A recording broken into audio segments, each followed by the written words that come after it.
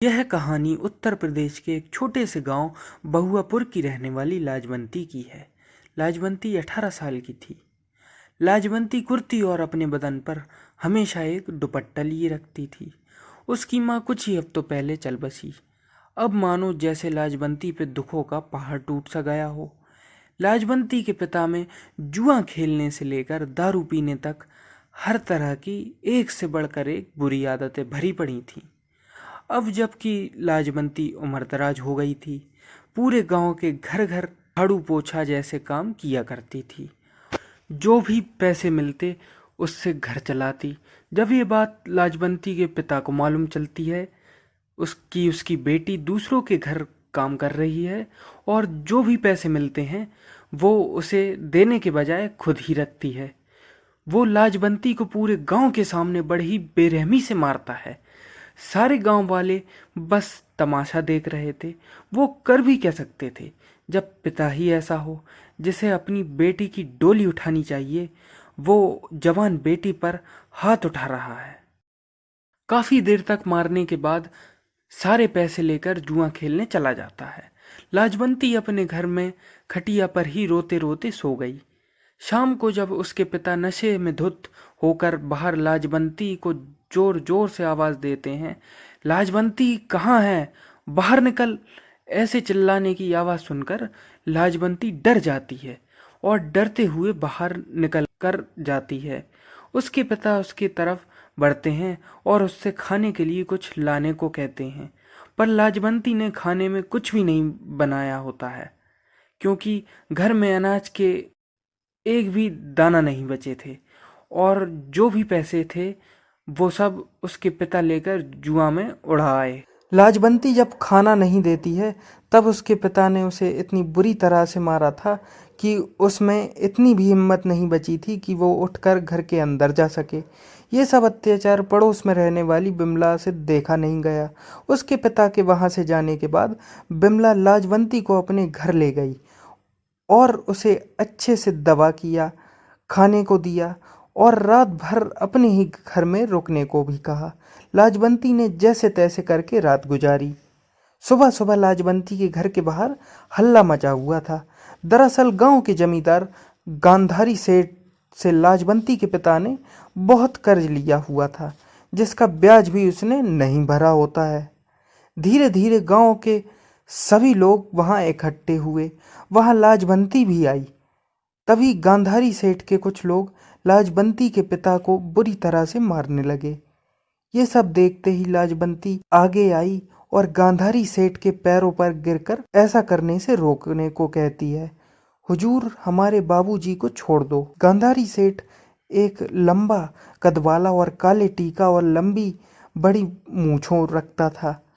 उसकी शकल किसी राक्षस से कम नहीं थी। गांधारी सेठ की नजर लाजवंती पर सालों से थी, पर जब तक लाजवंती की मां जिंदा थी वो उसे बचा कर रखती थी। गांधारी सेठ लाजवंती को अपने पैरों से उठाकर उसके कंधे पर हाथ रखकर उसे सहलाते हुए कहता है, ठीक है, मैं इसे छोड़ दूंगा, पर मेरा क्या फायदा होगा। तेरे बाप ने जितना भी कर्ज लिया है उसका ब्याज भी नहीं दिया है।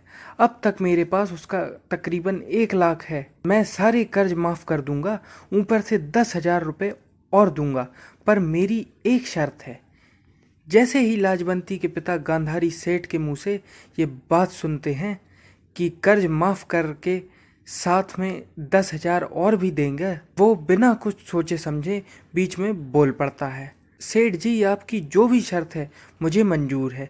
तभी गांधारी सेठ मुस्कान भरी निगाहों से लाजवंती की तरफ देखते हुए कहता है, मुझे तुम्हारी बेटी से शादी करनी है। जैसे ही ये लाजवंती गांधारी सेठ के मुंह से सुनती है मानो उसके पैरों तले जमीन खिसक गई हो। गांधारी उम्र में लाजवंती से 40 वर्ष बड़ा था। उसके पिता तुरंत लाजवंती के हाथ को गांधारी के हाथ में देते हुए कहता है, ये भी कोई पूछने वाली बात है, ऐसा रिश्ता तो ढूंढने से भी नहीं मिलेगा। मेरी बेटी ने शायद पिछले जन्म में कोई पुण्य ही किया होगा जो इसे आपकी पत्नी बनने का सौभाग्य मिल रहा है। गांव वाले चुपचाप खामोशी से बस देख रहे थे। आखिर वो कर भी क्या सकते थे जब पिता ही राक्षस की तरह हो। लाजवंती अपनी पिता के लिए हुए खर्च को चुकाने के लिए गांधारी सेठ के साथ विवाह करने के लिए तैयार हो गई। गांधारी सेठ अपने शातिर चाल से आखिरकार लाजवंती को हासिल कर ही लेता है। गांधारी सेठ के कहे अनुसार 10,000 रुपये उसे दे देता है और वहाँ से चला जाता है। सब गांव वाले भी अपने अपने काम पर चले जाते हैं। लाजवंती के पिता भी पैसे लेकर जुआ खेलने चले जाते हैं। बस अकेली लाजवंती वहीं पर घुटने के बल बैठी हुई रोए जा रही थी। तभी वहां बिमला आई और लाजवंती को चुप कराते हुए कहती है, तू क्यों इतना जुल्म सह रही है? अरे तू जिसके लिए खुद की जिंदगी बर्बाद करने के लिए तैयार हो गई है, उसे तेरी ही फिक्र नहीं है। लाजवंती कुछ बोलने के हालात में नहीं थी, वो बस रोए जा रही थी। बिमला लाजवंती को अपने साथ अपने घर ले जाती है और उसे अगर चैन से रहना है तो ये गांव छोड़कर कहीं दूर जाने को कहती है और अपनी जिंदगी को एक नए सिरे से शुरू करने के लिए कहती है। पर लाजवंती ये बखूबी जानती थी कि अगर वो यह गांव छोड़कर भागी तो गांधारी सेठ उसके पिता को शायद कुछ कर ना दे। बिमला बहुत समझाने की कोशिश करती है कि वो उस पिता के लिए अपने आप को जीते जी नर्क में धकेल रही है, जिसे उसकी कोई फिक्र नहीं है। बिमला कुछ और बोलती उससे पहले लाजवंती वहां से उठकर वापस अपने घर चली गई। कैसे कोई पिता अपनी ही बेटी के साथ ऐसा जुल्म कर सकता है और क्या होगा लाजवंती के साथ, ये जानने के लिए चैनल को अभी सब्सक्राइब करें ताकि न्यू अपडेट आपको मिलते रहें। आपने मुझे इतना समय दिया, इसके लिए धन्यवाद।